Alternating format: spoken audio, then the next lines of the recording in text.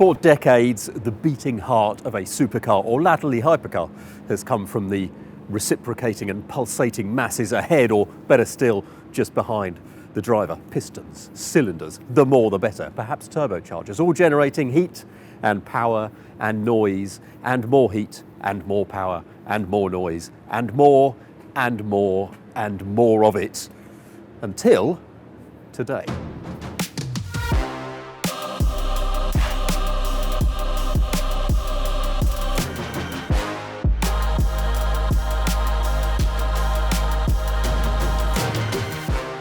So the Battista is Pininfarina's first road car of its own, but it will not be the last one. That's the thing to note. This is homologated everywhere. It's a 150 off special edition, but there will be cheaper, built in larger number Pininfarinas to follow. Now, if you're a small company, and Pininfarina had like 6 or 7 employees when it started, and it's only got 125 odd now, you can't do everything yourself. So they decided to do, I think, what's called a collab in modern parlance with Rimac, which is the Croatian electric hypercar maker. Rimac said, yeah, sure, we can do that. So they have co-developed bits of this car with them. So the carbon fibre sort of monocoque with aluminium suspension front and rear is developed together.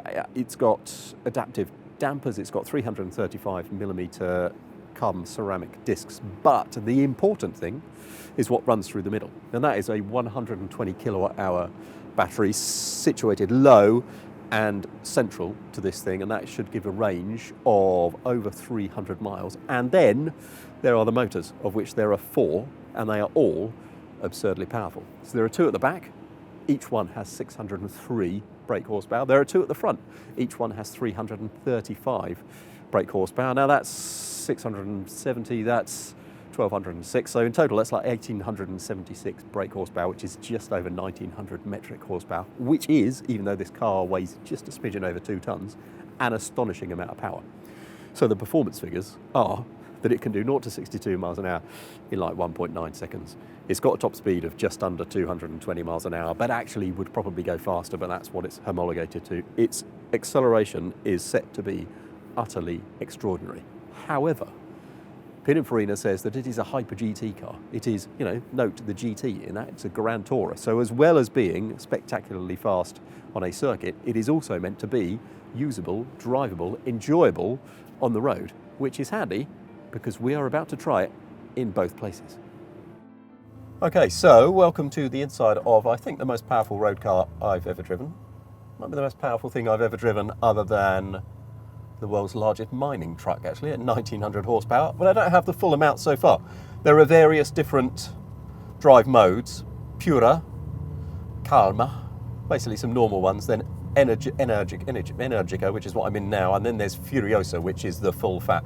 But in Energica, that's 1400 kilowatts, which is quite a lot.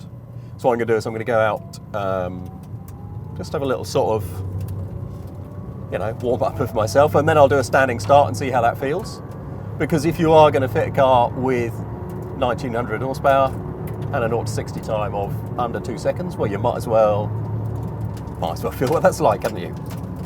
So it's got its carbon tub, so everything that is kicked up, you can hear all the stones and everything else. The driving position is good. Everything is kind of on these 2 touchscreen panels, including the driving position adjustment and everything else, which is, I wouldn't mind a few more buttons and things, but okay, fine, it's what it is. The graphics are very pleasant and it all works very well. Driving position's dead straight, visibility is good, mirrors are good, kind of got a fake camera mirror out the back.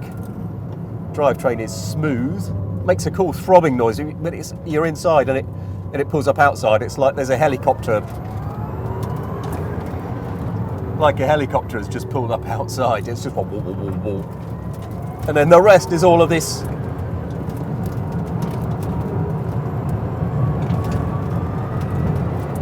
Lord alive, is that very whiny EV stuff that you get that's really loud when you get on. You can feel it forward drive even in this sort of slightly warm up kind of thing. It's very stable. Doesn't necessarily feel its weight, I don't think. Steering is smooth, precise. Right, what I'm going to do is I'm going to slip it in Furiosa, come onto the straight, stop, and then just give it the lot and see what it does. Now, I've been warned that it might, because this is still a slight pre-production car, the traction control might confuse itself and put it into a limp mode, but this is now full poked, so we'll see how that feels. Okay, so that's nothing, and then 3, 2, 1.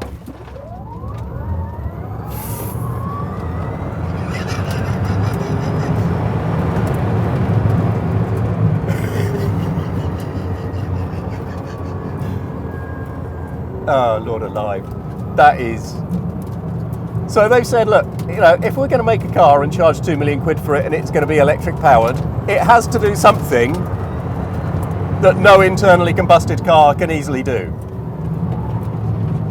And I have to say, that is something no combusted car can easily do. So that was 0 to 200 kph. Wow, this is good. My goodness, you put it in Furiosa and it gives the more power to the back, and as you turn, it really feels like it wants to turn. I mean, I expected it to absolutely, it's a little bit high speed, understand. I expected it to frazzle my brain at acceleration. What I didn't expect is how when you turn in a 2-ton car with this amount of power and this size of battery, how agile that would feel. It does move around a tiny bit under braking. This bit, they say, can confuse it slightly, so try and get it straight. They're still tweaking the final stages of the ESC. Oh my word, it's just... I've never driven anything quite like this. There is that sort of slight bit of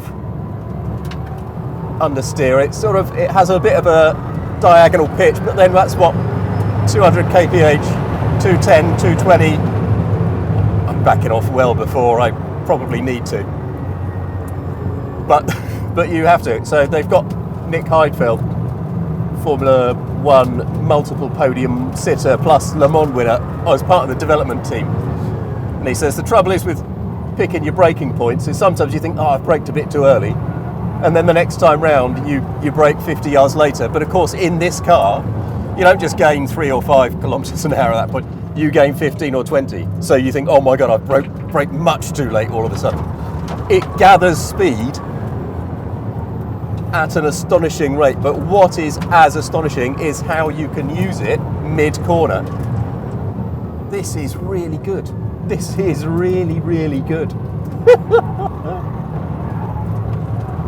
I am fairly blown away. I mean, the last massively powerful car I drove on circuit was a Bugatti Veyron Supersport. I haven't driven a Chiron on track, but I don't think, from what I have driven of it, a Chiron, like, God, it goes so fast.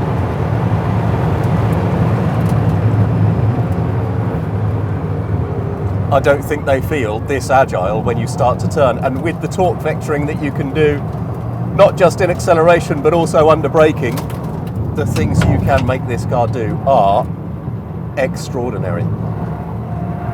Will it drift? Well, it does feel, as you back it in, it does feel just like it wants to turn a bit.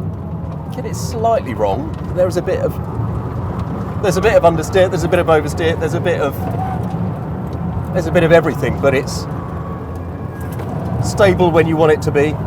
It's a giggle when you don't want it to be. But what I'm surprised by is how much fun it is and how agile it feels. And from what I was told, I expected I would have to drive it the way the car wants to be driven, but I don't necessarily think that's the case. It is. Oh, this is good. This is good. And it's not just, the lovely thing, it's not just the power that makes it good. Right. Brain reset. And we'll go and see what it's like as a road car. But, man alive, what a thing. What have I driven that's like this? What have I driven that can do what this car can do? Porsche Taycan is the next fastest EV I've driven, and that does not do this. I mean, they're good fun, but they're not as agile as this. It feels, I mean, it's not unlike a Ferrari SF90 in a way, in that Ferrari makes its cars feel very agile for their size and weight, especially with the SF90, which is reasonably heavy. But it's not as heavy as this, and I don't think it moves around quite like this does. This is offering something that an internally combusted car cannot do, which is the key to marketing this car. It has to do something those cars can't. It has to do something an ICE car can't, because it's 2 million quid. And it can. It can do something nothing else matches.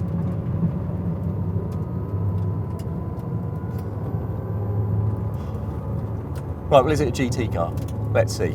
It feels quite noisy, and it's also got very little luggage space. There's only a bit behind it. So is it a true GT car in the sense that an Aston Martin in DBS Superleggera is, or something like that? You know, we'll see. But in terms of nailing it as a hypercar, whew, it has that absolutely sorted. 70% battery left, which it reckons on circuit is good for 77 kilometres. I mean, you do circuit work in anything, and it just drains the fuel tank really quickly. Once took a Vauxhall Astra VXR on track, and it was doing under 8 miles to the gallon. So, electric or not, you know, you came through the juice on circuit. This then is the Battista on the road, quite a small road. But what I have is these front wings. They've both got a little bulge either side, which helps me just place the car on what is quite a wide car, really. You know, it's got that sort of hypercar size and shape and feel. So I've got a little camera, which I can stick through to the rear view mirror as a normal mirror, but you can see virtually nothing through that tiny letterbox. But actually with the camera there, visibility is pretty good. The mirrors are large, and this is a really small road if you live somewhere with big, wide open spaces. If you live in the States, the width of this car will not be much of an issue. So I'm in the purer driving mode, which is the kind of comfort mode in which the dampers are pretty chilled. The steering is in one of its lighter modes. The braking response is in its sort of more chilled mode too. And it's comfortable enough. It's comfortable enough. The ride is just a little bit brittle over some surfaces in a way that EVs used to be, and in a way that something like a Porsche Taycan is not. I have not driven the direct rivals to this car, the Rimac Concept 2 or the Lotus Evija. As I speak, nobody's driven a finished Evija yet anyway. I'm told that a Rimac is a more hardcore proposition than this, but this is, for all of its talk of being a hyper GT car, not as isolated and removed from the road. You can maybe hear the suspension sort of clonking through. It's not as removed and isolated as a true GT car like a Ferrari 812 or an Aston DB11 or DBS Superleggera. It's a slightly different car to that. I suspect because so much of it is carbon tub and things are connected to the carbon tub. So it feels not unlike McLaren's take on a GT car, that you still get some of the bigger noises that you wouldn't get in a steel monocoque car. That said, as speeds go up a bit and the suspension breathes a bit more, it's still a slightly noisier car in terms of road noise and stuff getting through to the cabin, but it's fine. It's absolutely fine. And there's no engine droning along at, you know, middling revs in the background. So it's a quiet enough experience as a big Grand Tourer. Big from the outside, not necessarily big on the inside. But the steering flows nicely. As speeds go up, the ride flows nicely. And all of that stuff that you feel on a circuit, the way that the centre of gravity is very low, the centre of inertia is very low because all of the mass, even though there's quite a lot of it, is contained well within the wheelbase. That does translate to the way it behaves on the road as well. It turns with a sort of precision and a response and an agility that you would not expect for a car of this size, and it doesn't feel like it's trying to do it artificially. It's not like driving a big front engine Ferrari where they make the steering really light so that it darts left and right even though there's a massive lump of mass out the front. This just has a very natural steering weight and feel, and the reason it turns quickly and naturally is because the centre of gravity is very low and the moment of inertia is very short. This is a nice car to drive on the road.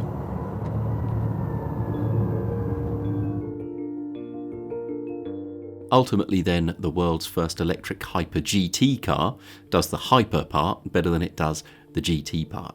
But this car effectively exists to say that Pininfarina exists. And what a way to say it.